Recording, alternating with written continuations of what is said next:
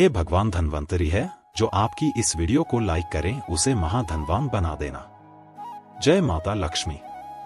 दोस्तों, आप में से 90% लोगों को पता नहीं होगा कि आखिर धनतेरस के दिन दीपक क्यों जलाते हैं। आप में से अधिकतर लोग बोलेंगे कि मां लक्ष्मी को प्रसन्न करने के लिए दीपक जलाते हैं, तो यह बात कुछ हद तक ठीक है, लेकिन इसके अलावा कुछ बड़ा कारण है जिसके चलते हम जो है धनतेरस के दिन दीपक जलाते हैं। दीपक जलाना इतना क्यों है जरूरी?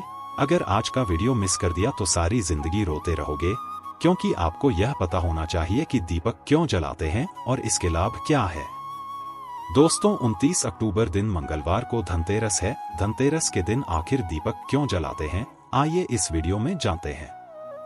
साथ ही साथ मैं आप लोगों को एक ऐसी गुप्त जगह में दीपक जलाने की बात बताऊंगा जिस जगह में अगर आप 5 दिन तक दीपक जला लेते हैं तो साक्षात मां लक्ष्मी आपके घर में आ जाती है। ना चाहते हुए भी आपकी सेवा भाव को देखकर कि मां लक्ष्मी को अगर उस जगह पर 5 दिन तक दीपक जला दे तो आना पड़ता है।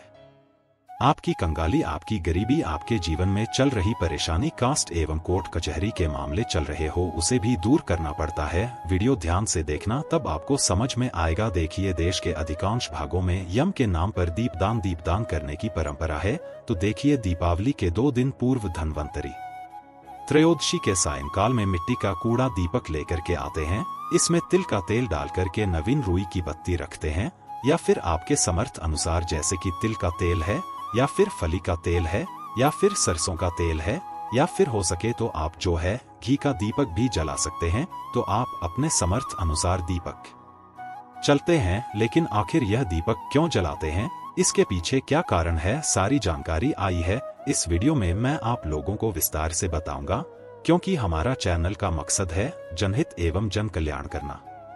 अगर आप इस वीडियो को देख लेंगे तब आपको समझ में आ जाएगा कि वास्तव में हम दीपक क्यों जलाते हैं और हमें दीपक क्यों जलाना चाहिए। और वास्तव में इस वीडियो को देखने के बाद आपको एक एक्स्ट्रा लाभ मिलेगा कि आपके घर से गरीबी जन्मों की जो कंगाली है वह चली जाएगी। कहते हैं कि बहुत साल पहले हंसराज नाम का एक प्रतापी राजा था। एक बार वह अपने मित्रों, सैनिकों और अंगरक्षकों के साथ जंगल में शिकार खेलने के लिए गया। संयोग से राजा सबसे छोड़कर के अकेला रह गया और भटकते हुए एक अन्य राजा जिसका नाम था खेमराज, हेमराज के राज्य में पहुंच गया। कथा ध्यान से सुनना, तभी आपको समझ में आएगा। और कमेंट बॉक्स में जय माता लक्ष्मी जरूर लिखना। तो हेमराज ने थके हारे हंसराज का भव्य स्वागत किया।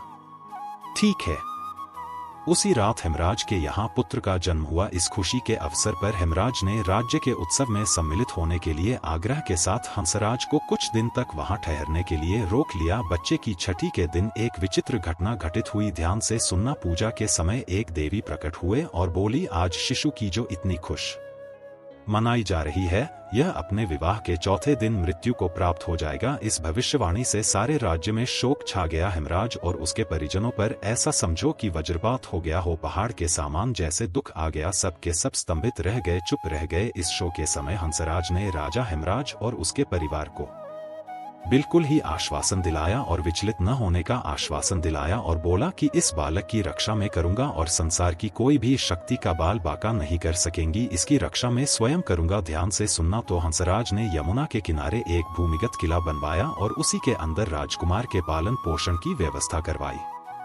इसके अतिरिक्त राजकुमार की प्राण रक्षा के लिए हंसराज ने सुयोग्य ब्राह्मण से अनेक तांत्रिक अनुष्ठान, यज्ञ, मंत्र जाप आदि की व्यवस्था भी करवा रखी थी। धीरे धीरे राजकुमार युवा हुआ। उसकी सुंदरता एवं तेज वर्ष जो तेज था, उसकी चर्चा सभी तरफ बिल्कुल ही संसार में फैलने लगी। राजा हंसराज के आने पर हेमराज ने राजकुमार का विवाह भी करवा दिया। जिस राजकुमारी से युवराज का विवाह हुआ था वह साक्षात लक्ष्मी लगती थी। ऐसे सुंदर वर वधू की जोड़ी जीवन में किसी ने नहीं देखी थी। विधि का विधान। विवाह के ठीक चौथे दिन यम के दूत राजकुमार के प्राण हरने के लिए आ पहुंचे।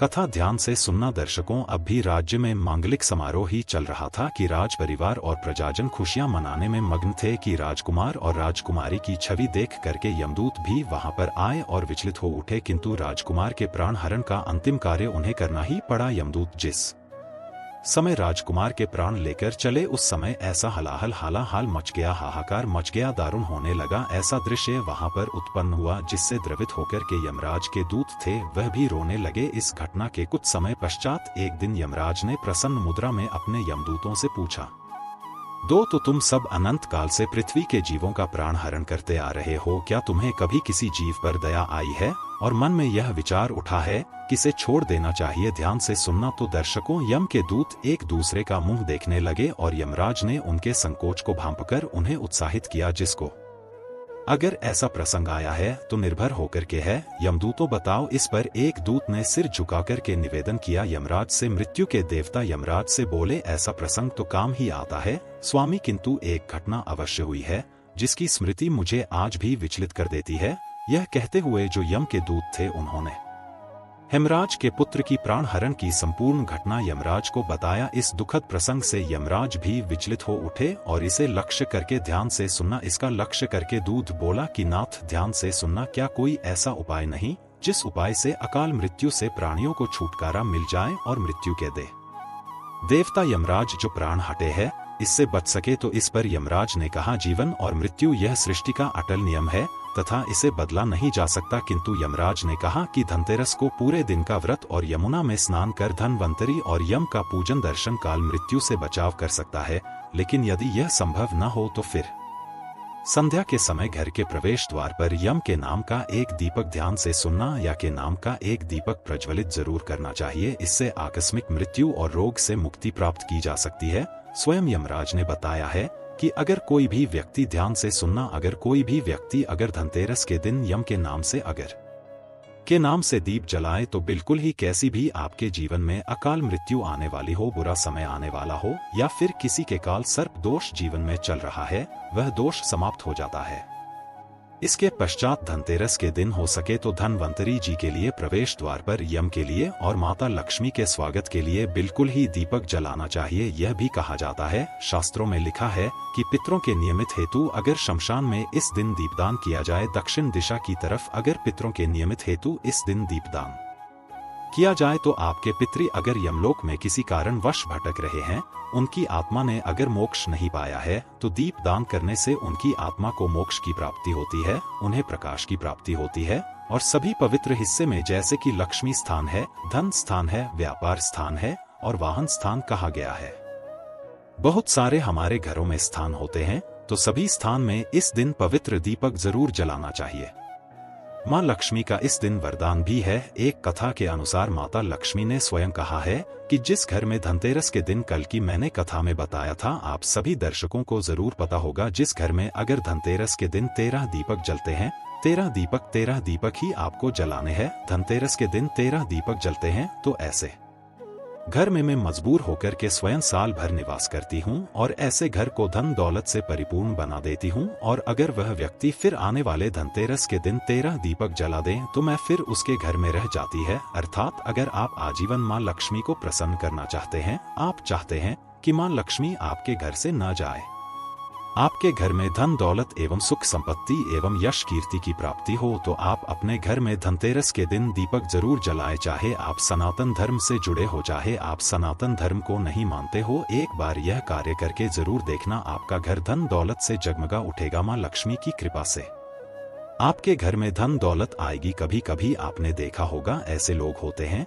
जिनके घर में यथार्थ धन दौलत होती है, लेकिन ऐसे व्यक्ति को सुख एवं शांति प्राप्त नहीं होती है।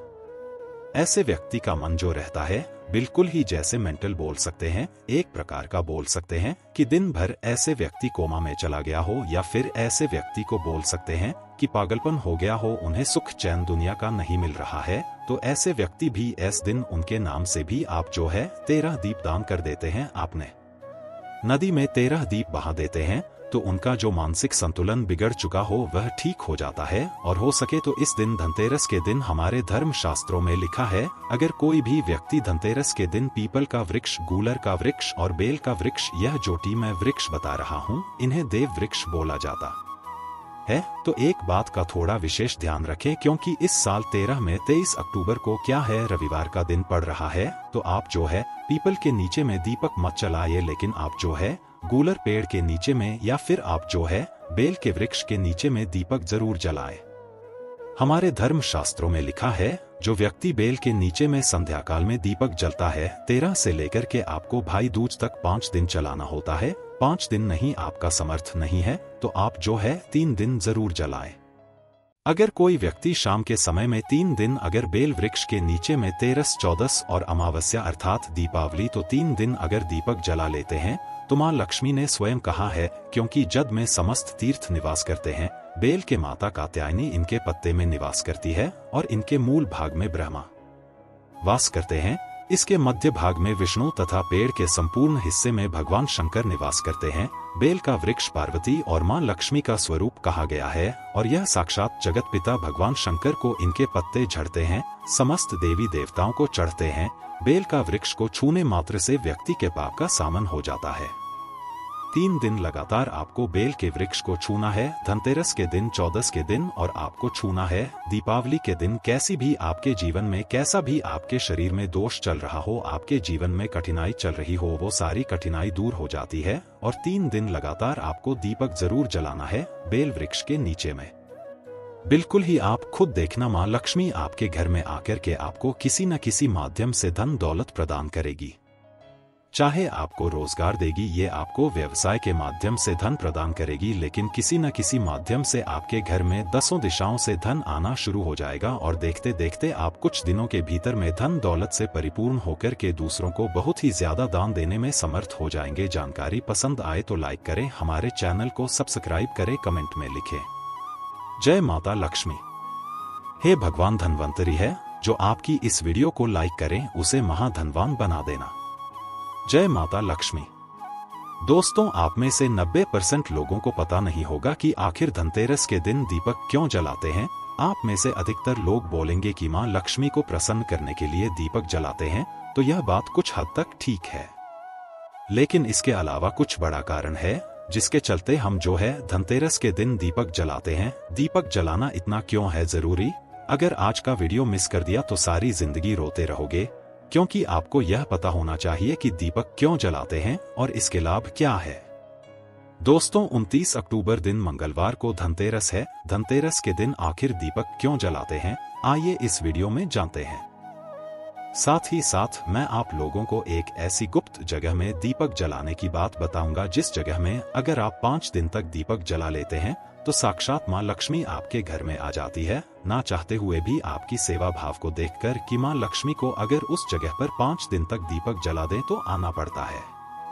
आपकी कंगाली, आपकी गरीबी, आपके जीवन में चल रही परेशानी, कास्ट एवं कोर्ट कचहरी के मामले चल रहे हो, उसे भी दूर करना पड़ता है। वीडियो ध्यान से देखना, तब आपको समझ में आएगा। देखिए, देश के अधिकांश भागों में यम के नाम पर दीपदान करने की परंपरा है। तो देखिए, दीपावली के 2 दिन पूर्व धनवंतरी त्रयोदशी के सायंकाल में मिट्टी का कूड़ा दीपक लेकर के आते हैं। इसमें तिल का तेल डालकर के नवीन रुई की बत्ती रखते हैं, या फिर आपके समर्थ अनुसार, जैसे कि तिल का तेल है, या फिर फली का तेल है, या फिर सरसों का तेल है, या फिर हो सके तो आप जो है घी का दीपक भी जला सकते हैं। तो आप अपने समर्थ अनुसार दीपक चलते हैं। लेकिन आखिर यह दीपक क्यों जलाते हैं, इसके पीछे क्या कारण है, सारी जानकारी आई है इस वीडियो में मैं आप लोगों को विस्तार से बताऊंगा, क्योंकि हमारा चैनल का मकसद है जनहित एवं जन कल्याण करना।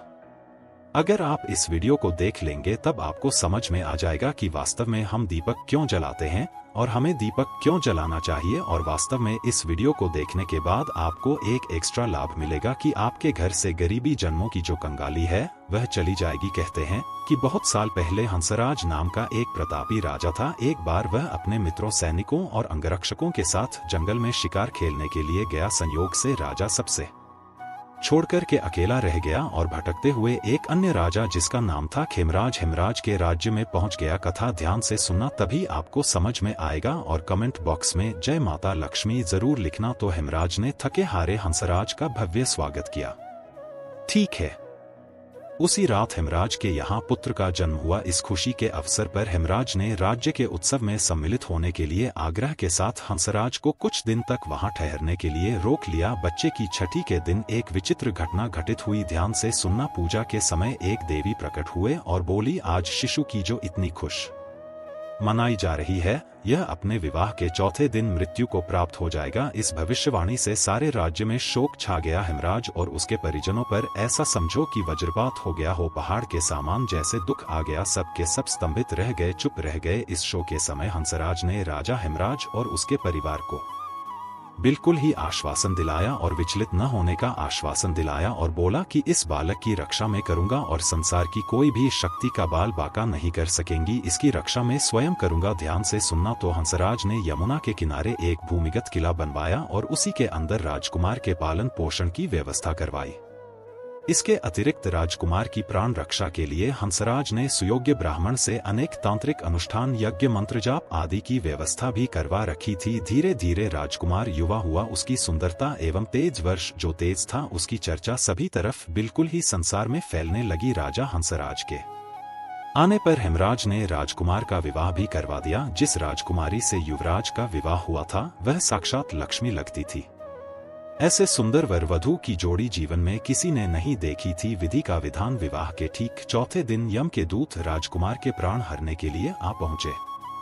कथा ध्यान से सुनना दर्शकों। अब भी राज्य में मांगलिक समारोह ही चल रहा था कि राज परिवार और प्रजाजन खुशियां मनाने में मग्न थे कि राजकुमार और राजकुमारी की छवि देख करके यमदूत भी वहां पर आए और विचलित हो उठे। किंतु राजकुमार के प्राण हरण का अंतिम कार्य उन्हें करना ही पड़ा। यमदूत जिस समय राजकुमार के प्राण लेकर चले उस समय ऐसा हालाहल मच गया, हाहाकार मच गया, दारुण होने लगा। ऐसा दृश्य वहां पर उत्पन्न हुआ जिससे द्रवित होकर के यमराज के दूत थे वह भी रोने लगे। इस घटना के कुछ समय पश्चात एक दिन यमराज ने प्रसन्न मुद्रा में अपने यमदूतों से पूछा, दो तो तुम सब अनंत काल से पृथ्वी के जीवों का प्राण हरण करते आ रहे हो, क्या तुम्हें कभी किसी जीव पर दया आई है और मन में यह विचार उठा है किसे छोड़ देना चाहिए? ध्यान से सुनना। तो दर्शकों, यम के दूत एक दूसरे का मुंह देखने लगे और यमराज ने उनके संकोच को भांपकर उन्हें उत्साहित किया। जिसको अगर ऐसा प्रसंग आया है तो निर्भर होकर के है। यमदूतों बताओ। इस पर एक दूत ने सिर झुकाकर के निवेदन किया यमराज से। मृत्यु के देवता यमराज से बोले, ऐसा प्रसंग तो काम ही आता है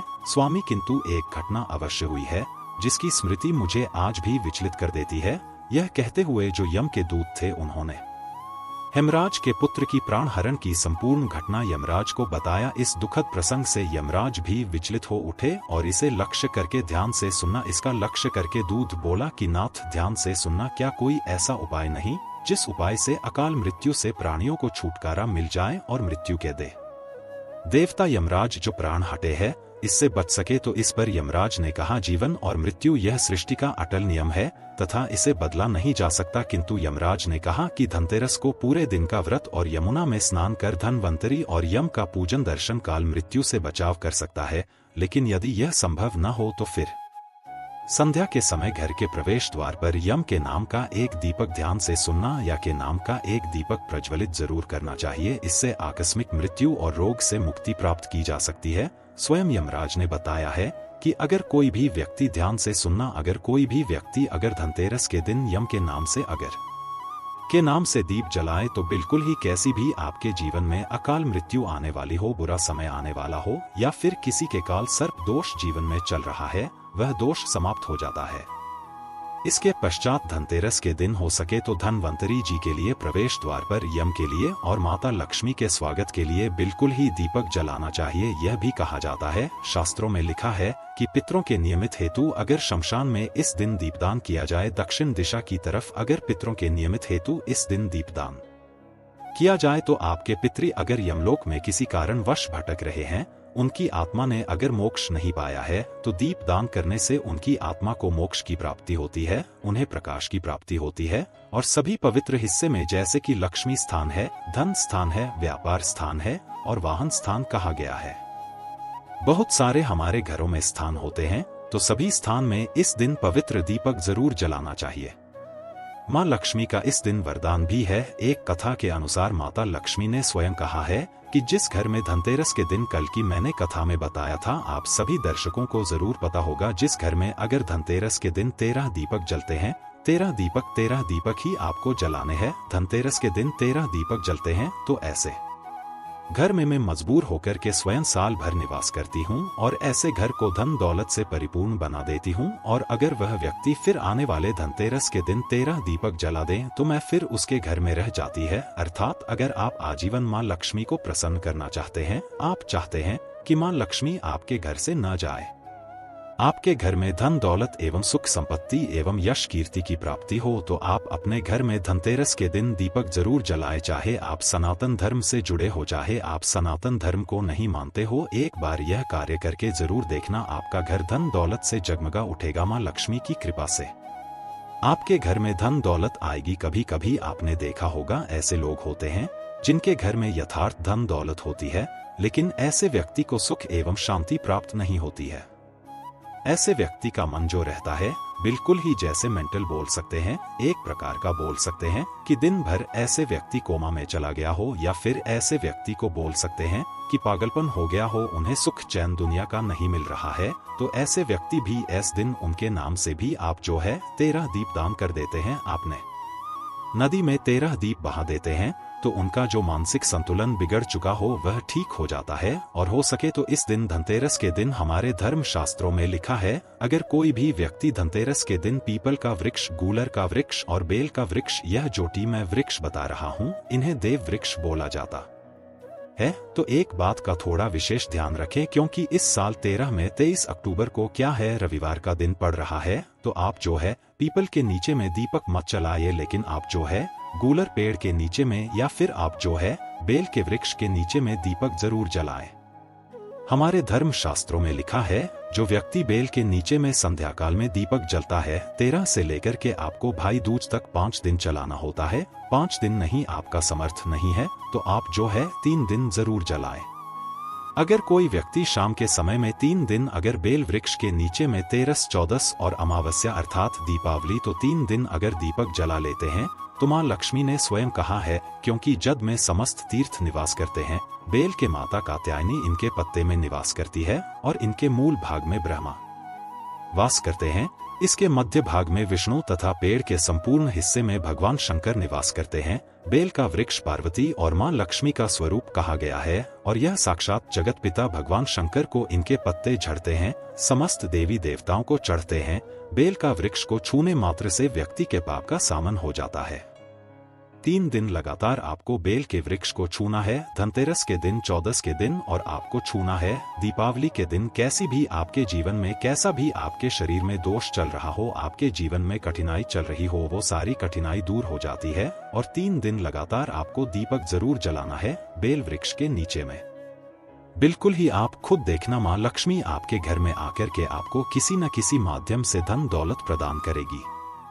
चाहे आपको रोजगार देगी, ये आपको व्यवसाय के माध्यम से धन प्रदान करेगी, लेकिन किसी न किसी माध्यम से आपके घर में 10 दिशाओं से धन आना शुरू हो जाएगा और देखते देखते आप कुछ दिनों के भीतर में धन दौलत से परिपूर्ण होकर के दूसरों को बहुत ही ज्यादा दान देने में समर्थ हो जाएंगे। जानकारी पसंद आए तो लाइक करें, हमारे चैनल को सब्सक्राइब करें, कमेंट में लिखें। जय माता लक्ष्मी।